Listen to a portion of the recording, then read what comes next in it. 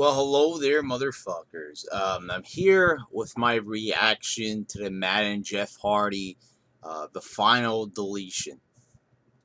Um, and I have to say, this was what Vince Russo had been building it up to be. There were people, not just Russo, who got advanced screenings of this because they have friends in the business.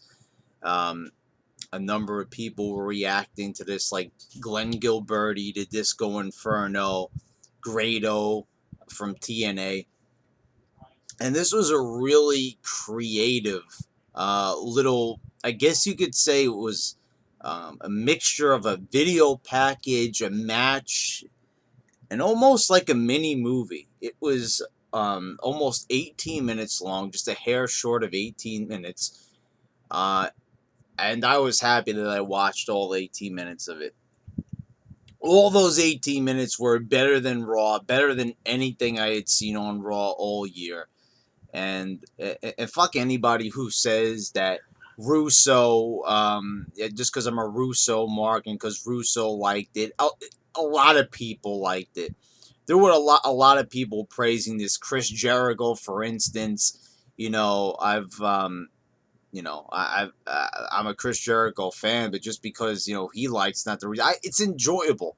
First of all, you could say a lot of things like the drone coming to Jeff Hardy's door in this. Okay, maybe I got to paint the picture. I could go step by step with this. So basically, Matt Hardy is setting up on his ranch. The ring and everything, and they're setting up a ring. He got his wife, and I don't know if that's like her father or something. I don't know. I haven't watched TNA in a while, so I don't know. Rebby Sky is there, and they're setting up for a final showdown between Jeff Hardy. It's like Matt Hardy wants to eliminate Jeff Hardy. It's almost like he wants to kill Jeff Hardy. I guess that's kind of what's implied, but like in the wrestling sense, he's not gonna like end his life. That's the reason why they're choosing the Final Deletion and not like the final killing or some shit like that. But it's an interesting idea. And we've always said that like the Hardy feuds in WWE were always disappointing. They never got it right for some reason. And even that's in like 2001, for example. They had their match at Vengeance, and then they were back together by the Rumble. Then they had a feud in 2009, which was all right. I wouldn't say it was a bad feud, but it could have been better, you could say. This is like, well, this is more than what I would envision for a Hardy feud. I would never expect that they would change Matt Hardy's persona so drastically. Usually when I haven't seen them do a drastic persona change like this since The Rock or Stone Cold and Hulk Hogan. Basically, anybody from the '90s. I haven't seen, or you could say like Husky Harris becoming Bray Wyatt. Maybe something like more modern like that. But this is something totally different. What I like about this, and you could say that it was cheesy, it was corny, and if that's okay, so this is maybe not quite as edgy as something in the Attitude Era, but it's over the top. It's entertaining, and TNA has done a lot of retarded things, but this was like just the right amount of cheesiness to really entertain, and it's still being cool. I mean, the way how this was shot, it's the reason I said it's a combination of things. It's a match. It's a mini movie. It looks like like an indie film almost. Like they were going for something here. The acting, it was over the top. I really liked what they had, and then there was like a match inside of this movie, and you had Jeff Hardy like climbing on top of his symbol. He's going to do a swanton bomb. They light his symbol on fire. He falls off. I mean, this was absolutely like insane. It was so entertaining. It was so original. I've never seen anything like it, and that's probably why it's getting all of this hype. And I know there's going to be people, they probably expected me to come on here and tear it down. And the reason why I know right here, I'm just going to say this at this point in the video. I'm going to make it a little bit lengthy so people can't gloss over this. Because maybe if I mention it really quickly, like in a 20-second soundbite, people are probably going to try to gloss over this and pretend like I didn't say it. You know, this is for the skimmers, so I got to talk a little bit longer about it, right? Okay, so a lot of people are going to say that I'm a hypocrite. I said bad things about TNA. I was happy that they moved into a warehouse. The thing is, it's not like I'm overjoyed by it in real life. People get real. I was being animated about it. I was joking. You know, it is kind of funny when you think about it, you know, from a morbid sense of perspective. You know, the fact that, you know, this company, you know, Dixie Carter thought they were so great, thought they were, you know, going to be big competition for WWE. And what happened? You know, look where they ended up. They didn't try. They barely tried to do anything. They wasted so many years with stupid storylines that weren't going to change anything, that were just rip-offs, you know. You had, for example, Aces and Eights. You know, there was a lot of stupid things that they did, a lot of stupid moves, and they couldn't come back from it. And they got, and you know, it's like you reap what you sow. So that's the thing is, but I was joking. I was being animated. I was quite clear in those videos. Do you really think I was that serious? I'm not backpedaling. I'm not saying anything like that. TNA did suck. But I know what people are going to say. They're going to say because I praised some of Vince Russo's ideas, you know, and I praised this podcast. I praised him for being honest. I praised him for, you know, doing certain, you know, things in the business that were very beneficial, such as the attitude. Or people are going to come at me and they're going to be like, the only reason I like this is because Russo liked it. And that was the argument. Even before I saw this, people were even saying that, you know, I said I was enjoying the build up between us. It was the only thing I was watching from TNA. I don't really care about anything else because everything else is the same. It's basically the Dixie Carter stuff. This is obviously the Billy Corgan stuff. Um, you know, and you could see a clear difference in the creativity here. I mean, you know, this is a more dark storyline. There's a lot. It's more character driven. It's more interesting. You know, this is the thing. It's like everybody knows Matt Hardy. The last time I saw Matt Hardy live was at Ring of Honor. And I believe it was at like Final Battle or something, and he was wrestling Adam Cole. Uh, and people were chanting same old shit at him. You know, he was like performing like 5 side effects in a row. People were getting on his ass. You know, people were like giving him a really hard time, you know, about getting fired from TNA and shit like that. So they were giving him a really, really hard time. You know, and the thing was, yeah, you know, we knew Matt Hardy. It didn't really seem like he was moving forward. If anything, it seemed like Matt Hardy had really fallen. And now to see him recreated as like a totally different character, as a totally different person, it's, you know, I kind of don't want to make this comparison, but it's kind of like when Hulk Hogan got tiresome. Another popular wrestler that got tiresome with the crowd. So when he got tiresome and they couldn't figure out what to do with him anymore, they turned him heel. And it was a huge success, probably one of the best turns they ever made in wrestling history. For a major promotion like WCW. And they did that with Matt Hardy here. And it was genius. So, you know, I like there's parts like the thing with the drone with Matt Hardy said, and I was like, oh man, this is ridiculous. But I was like, this is funny. This is entertaining. And this is, you know, you could say it like it was cheesy and stuff, but it's like you don't see this anywhere else. It's over the top. And, you know, that's the reason why people like Lucha Underground, because it's more over the top. And yes, I know I haven't reviewed it yet. Um, you know, but here you go. Like, here's something. This was like, obviously, this particular segment made this a memorable episode of Impact. But I'm not going to go back and review the whole episode of Impact.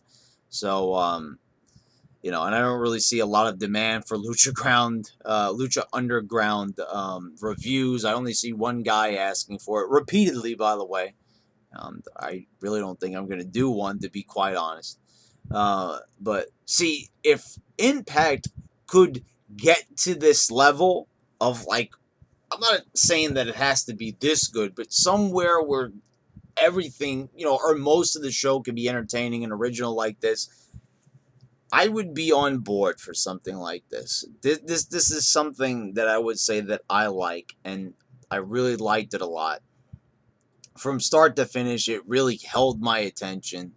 I was really expecting. I'm being perfectly honest. The way how they were hyping this, I thought that, all right, it's probably like okay.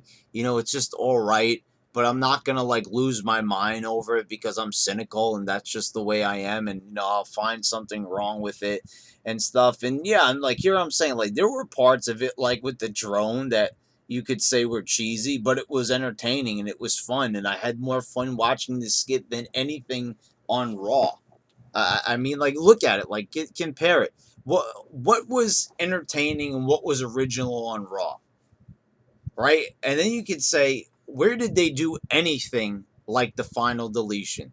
Where did they do anything like this that even matches up, that even comes close to even, showing any type of semblance to something like this? You can't even compare it to anything. So right there, it has a bit of a legacy. I mean, it's kind of a shame that it's coming from TNA and not a lot of people are going to see it. Thankfully, there's a lot of hype, so maybe some people will. I don't know if it's going to get people to watch TNA. Maybe a few more people, maybe a couple of hundred, but I don't really see people coming in droves to TNA because they've been let down by TNA in the past, and they've been let down by them time and time again. But I look at this and I see, like, this is a great direction for these guys. And then, I had been talking for a long time about, Jeff and Matt Hardy coming back to the WWE, coming home, retiring in the WWE. And then I remembered, everybody that came back to the WWE, RVD, Batista, you can name them all. All of them ended up being a disappointment. They showed that they don't know how to handle these guys. They don't know how to even book the legends, these great former stars. The fact that they couldn't take a guy like RVD, a guy with charisma and great athleticism, and do something with the guy, it really showed that, maybe guys returning to the company is not going to be that great. I mean, it's the same thing. Everybody wants Kurt Angle to return. Do I want Kurt Angle to return to the WWE? Yes, but they're not going to do anything really that creative with him. He might get a title match, but it's not going to be anything like the old days, like when he was there during 2000, or for any of the years that he was there with WWE. That none of that is going to that nothing he does now is going to match up to back then, is what I'm trying to say. And it's the same thing with Matt and Jeff Hardy. We know, like, they might even throw them in the tag division, and we might get some entertaining matches, but we're not going to get that same magic we got back in the day. At least here, and this is what I'm saying, here's the glowing endorsement of TNA. In just this one particular department, I guess just because this is what Billy Corgan came up with. And all credit to the man. Whoever else worked on this, Jeremy Borash, even if Dixie Carter had a little bit of input on this, I gotta say, I was so impressed by this because it shows effort, extreme effort, as a matter of fact, and creativity. And the thing is, at least they're doing something original with these guys.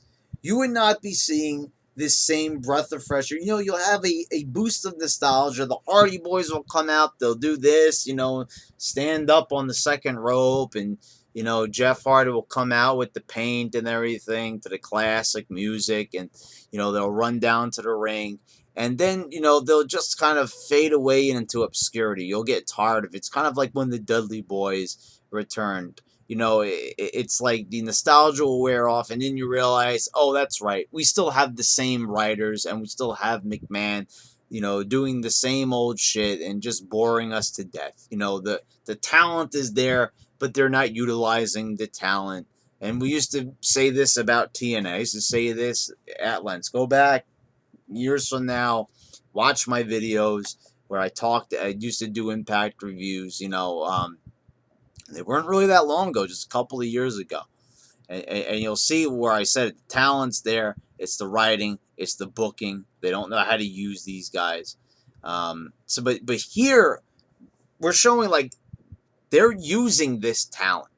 They are using these guys' legacies, and they're making like Matt Hardy has lost his mind. So like it's interesting. They've changed his whole look.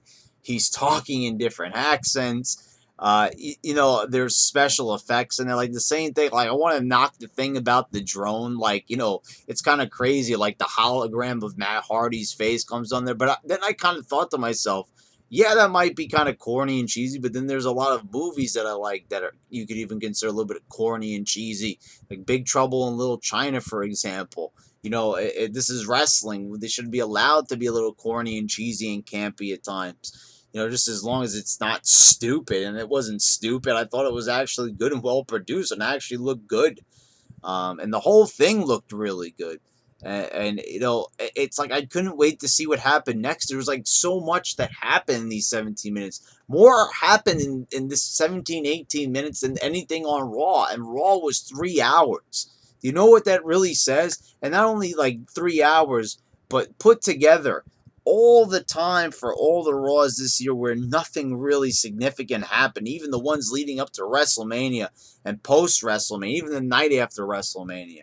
Add them up 3, 6, 9, 12, 15, 18, 21 hours, from weeks ago.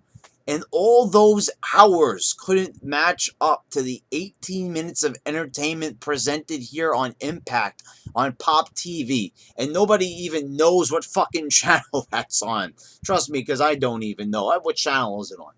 I don't even know. Does Files carry it? I'd have no fucking clue. All I know is that I'm sitting here on YouTube and I'm watching a video and I'm being entertained by wrestling, by a form of sports entertainment, by a form of, this felt more like a TV show what I'm looking for. Storyline driven, character driven. It reminded me of the Attitude Era. It reminded me of back in the 80s, back during the golden age of wrestling, during the Rock and Wrestling connection, where characters reigned supreme and they were larger than life. And years ago, if I told you that Matt Hardy was larger than life and, he could be entertaining people on this scale, I would say that, you're a nutcase. Matt Hardy looked like he was just about out of it, that he was on his last legs, and they kind of rebirthed him in a way. I think it's all for the better. So, like, if people might not understand what I'm saying to WWE fans, they would come back. I would be happy. They're back home. The Hardys are back home, just like the Dudleys are back home. They're posing. You got your tables. You got the classic outfits. You missed all that stuff. When you watch TNA, you didn't get the same sense of that. And it would be the same thing with the Hardys come back. They would be back home. The announcers would get excited. But then you kind of remember that, well, if the Hardys came back, they wouldn't be getting that same, JR reintroduction on commentary. It would be Michael Cole, JBL, and Brian Sex Addict. They would completely botch their return on commentary. It would sound, disingenuous. And you wouldn't get the same sense of like how it would be back in the day. So all I'm saying is that I'm pretty happy now where they are. I'm not going to watch the whole show, but I will be following this storyline quite closely because I was pretty damn entertained by what we had here. And it's just, I really like the way how this was shot, too. That's one of the things about it. The dogs are going crazy. They must have saw the Final Deletion as well. And the thing about this is, what was great is that it was like a match that was made into a movie. And what I really liked was that, it didn't feel like fake. It kind of felt like these were two guys, like, really. Well, I don't want to say it was really real, but it felt realistic in the sense. It felt like this was a movie, not really a wrestling video package, and that is why it was really well done. I gotta say. So yeah, I shouldn't say it looked real, but it looked like a real movie. Don't mean to mince words there, but that's kind of like what I felt about it. I hadn't really felt like this in a while watching something where I didn't just sit there and say, "Oh, fake, fake, fake." That's what I mean by it. It actually, like, it engrossed me. I was sitting there and I was glued to the screen, and it was I was pretty damn entertained. And I liked that it took place at night. It felt creepy. It felt unpredictable. Willow coming out of the lake, and then, like, it was. I don't know. I really couldn't wait to see what happened next.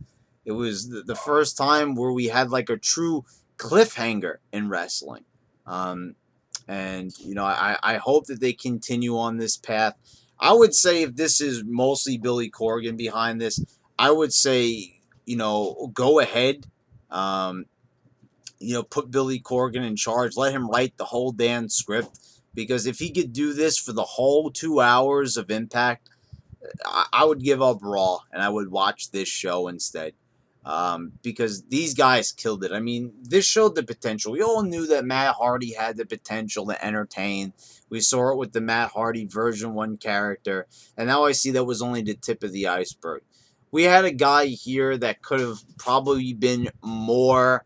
All this time, he could have been so much more, and I feel like really they did waste him. I'm looking at like WWE, and I noticed that they wasted this guy. They didn't do jack shit with him, and he could have been like one of their most entertaining stars. It's just, I guess it takes certain people to realize what they got. Just like Russo realized certain things about certain wrestlers that could play certain characters. Billy Corgan realized, I guess, that Matt Hardy could play this particular role. Um, and I don't know, he really knocked it out of the park, I have to say, to use the old cliche. This was really good. This was really, like, I have to say, like a revolutionary segment. It's something that WWE should take a look at and implement. And you kind of even see that WWE is trying to copy this with the whole New Day Wyatt's feud. The fact that they're going to go onto their compound is like Jeff Hardy going to Matt Hardy's ranch. Um, and you can see that WWE really likes the idea because they are copying it pretty much. They're not going to do the whole video package and everything, I bet. They're not even going to have half the style of the way how this segment was stylized, but it's going to be a ripoff. And you can see if WWE thinks that what TNA is doing is good, then that they have a winner here. So yeah, guys, that was my reaction to this. I like how they went for a more realistic feel. It still was over the top. They didn't try to make it too realistic, but I sat there and I didn't think, I didn't sit there in my mind like saying that this was phony, this was bullshit, because I was so entertained. That's what I meant. So it looked real, real enough that I was glued to the TV or glued to the computer screen. And so, yeah, guys, I totally recommend that you watch it. TNA hasn't put it up on their official YouTube channel yet, which I think is a bit odd, but people have been posting it up in good quality. So I recommend you check it out. All right, guys.